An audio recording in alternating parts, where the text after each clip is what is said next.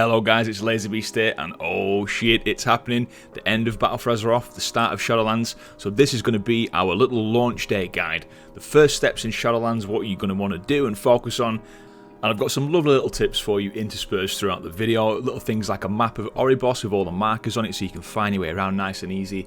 And just some other little general tips like that along the way. So here we go. You've got your time off work, or you've pulled a sickie. You've locked your family in the cupboard. And you've got a ton of snacks, energy drinks, adult diapers beside you, and you're ready to go. You've prayed for a smooth launch, and now launch day is here. So what should you do? When the gates of Shadowlands open, I'm not going to spoil any of the cutscenes or anything for you in this, guys, so don't worry. But here's what to do when the gates open. So the journey begins at Icecrown Citadel. You make your way into the Moor, and you're going to get quite a long quest line to do right here. So everyone's going to be funneled through this. Don't forget, the level and experience in Shadowlands is a linear one, so everyone's going to be on the same path the first time round. You can change this on your ults.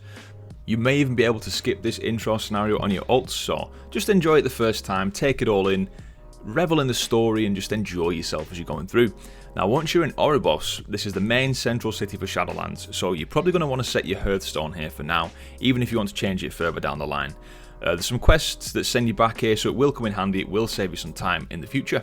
Now here is a lovely little map of Oribos for you. Now there's 2 levels of Oribos, there's technically 3, or you could call it 2.5. Now here's the main zone, like the level that you'll get to first. Now here's the markers for you. Obviously there's guides around, you can ask for these things, but it might be handy to have this pulled up somewhere so you can refer to this in your time in Oribos. Do not forget, before you head out to level up in Shadowlands, to do things like make sure your bags are clear, make sure your gear's repaired, make sure you've got any consumables that you want to use that might help you out on your leveling. And for anyone that does any crafting, just make sure that your professions are trained up to the Shadowlands ones while you're here, so you can go straight out and start like skinning and mining and all that good stuff whilst you're out there. The next thing that every player has to do is train their fishing to max Shadowlands fishing. This is mandatory, you do not have a choice, and this is obviously a joke, so I'm very sorry about that. Let's move on. So as I mentioned, the level and experience in Shadowlands is a linear one, so what you'll want to do is go to the zones it tells you to go to, complete the main storyline quest for each zone, so you'll complete the change in each zone on your way to level 60.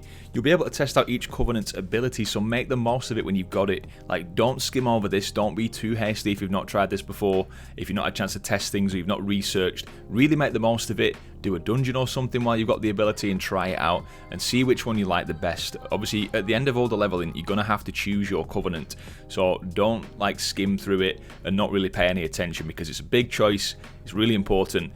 So just make sure you use your time wisely when you're in that Covenant zone, because as soon as you move to the next one, you will lose those abilities.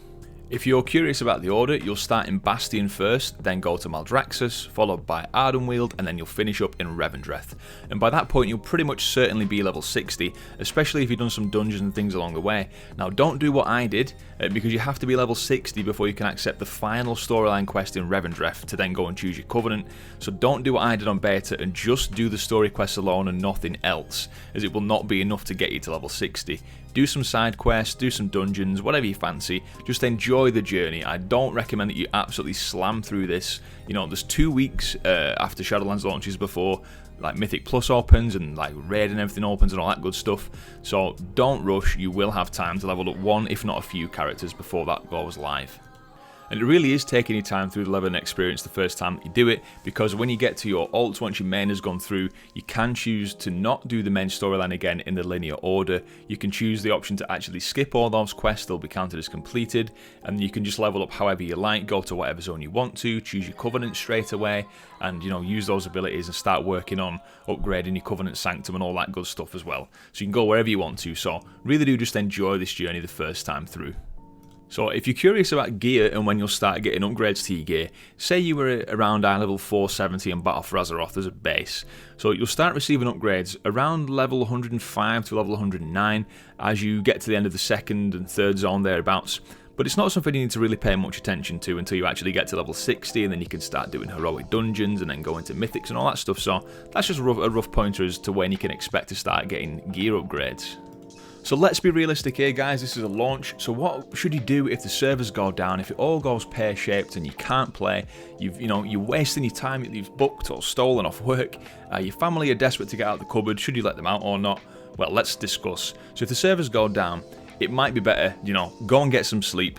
In some of the areas where Shadowlands is going to launch, it's going to launch late at night, like 11 PM or later even, depending on where you are. So maybe just get some sleep, look after yourself. It might be worth, if it is a bad launch, let's hope it's not, but if it is, just go and get some sleep, you know, look after yourself, go for a walk or something, keep active, don't get no blood clots or any of that badness, and, you know, look after yourself.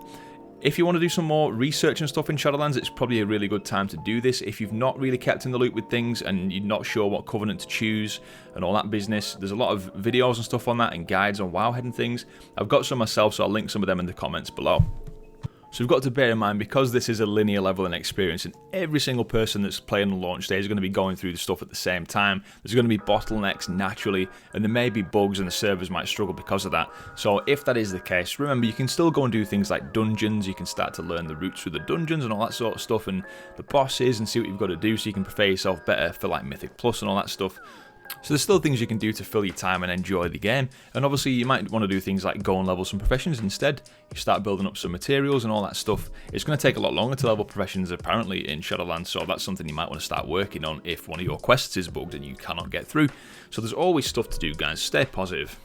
And other than that, guys, just enjoy yourself. Like, the launch of a new expansion is such an exciting time for everybody. Just embrace it, enjoy it, love it, you know, make the most of it. I really hope you enjoy your time, guys. Please consider subscribing if you've enjoyed this video, and if you want more Shadowlands guides and stuff, because we're going to have tons coming out over the course of Shadowlands. I'm going to help you guys as much as possible. Leave a like if you enjoyed the video. And guys, I've been LaserBeast, and I'll catch you next time. I'll see you in the Shadowlands. Cheers.